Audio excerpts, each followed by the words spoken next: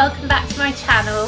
So today I'm doing a video on amber perfumes, the perfume note, perfume concept amber. It's something that I've had a few requests for to do one of these videos explaining it. I'm going to keep doing these type of videos, so please do let me know if there's any particular other types of fragrance note or whatever you want me to do a video on. Just let me know. I do read all your comments. If you're new here, then hello and welcome. We are all about perfumes here. So check out my hundreds of other videos. I have so many videos, hundreds of them, all about different perfume ranges and types of perfume. And if you're a regular but you haven't subscribed yet, then do hit that subscribe button and show your support. I really appreciate it. And as always, I'll leave links down below to where you can get these perfumes in the US, UK, Europe. So I think the most important thing to know about the amber perfume note is that it's actually a fantasy note. So it isn't referring to a substance called amber, which like rose or something that grows in the wild or is natural. It's a concept, amber. There's lots of different notes that could be in a perfume that make it an amber perfume. One of them is benzoin, which is, you know, this kind of sap from a tree that turns hard, and I think that's what we think of when we think of amber. I always think of Jurassic Park and, you know, like the DNA being in the amber and stuff. So yes, that is part of it, but that's not all of what it means to have amber perfume ingredients and an ambery perfume. It's kind of animalistic. It's certainly very warm and cozy.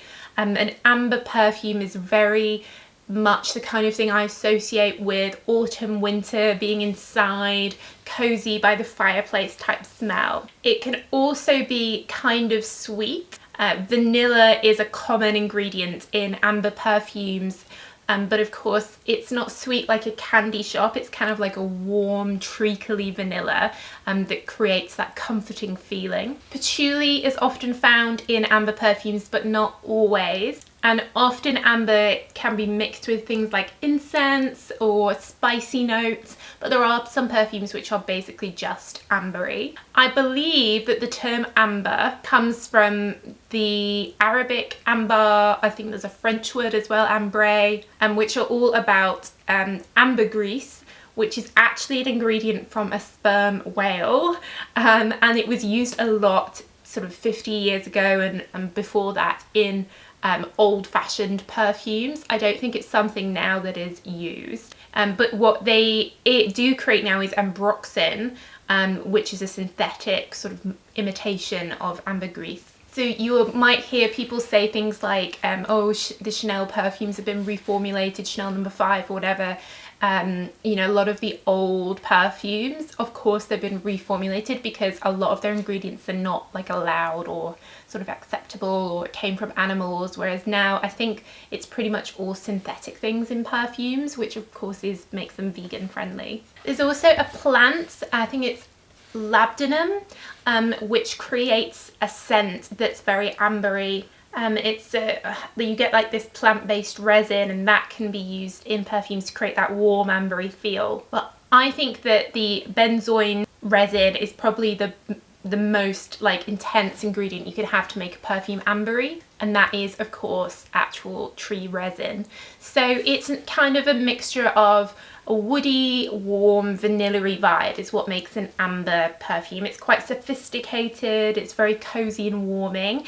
It's not a note that I personally tend to go for in perfumes. I find it a bit too, I don't know what the word is, not intense, but I want something a bit more girly. I find it quite, I don't know what the word is really. Some examples of it which are quite nice. One of the newer ones from the Elie Sabo de Parfum range called Royal has patchouli and has these warm ambery notes.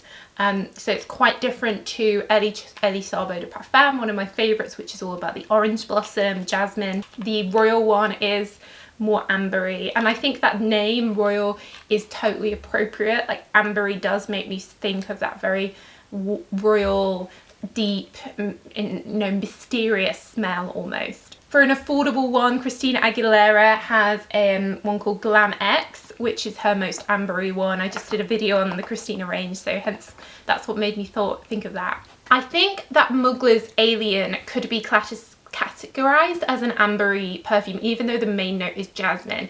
They have some flankers of Alien, like the Essence Absolute, which are really intense deep ambers. So even though Alien is all about the jasmine, I guess the second biggest note there is this warm amberiness. I think Coco from Chanel, so not Coco Mademoiselle, the other one, Coco, warm, deep. My grandma wears this. It has a spiciness in it. Jo Malone does an amber and patchouli, that's very warm. It's in the black bottle, very deep, very dark. Kind of similar to Coco, but without the spice. Michael Kors has a sexy amber one if you want something a bit more affordable. But it tends to be an ingredient which is mixed in with other things that isn't necessarily the star of the show. I think those ones are the ones that are the most, like, where it's the star of the show. I think Coco from Chanel is a good example of it. Of course, not a massive seller for them. Coco Mademoiselle obviously way outsells it. So yeah, I hope that's been helpful, guys. Let me know what you think of amber. Is it your favourite? If so, what perfumes would you recommend? You're probably better than me at recommending the best ambery perfumes, so let me know down below in the comments. But that's it, guys. So thanks so much for watching, and I'll see you in the next video. Bye!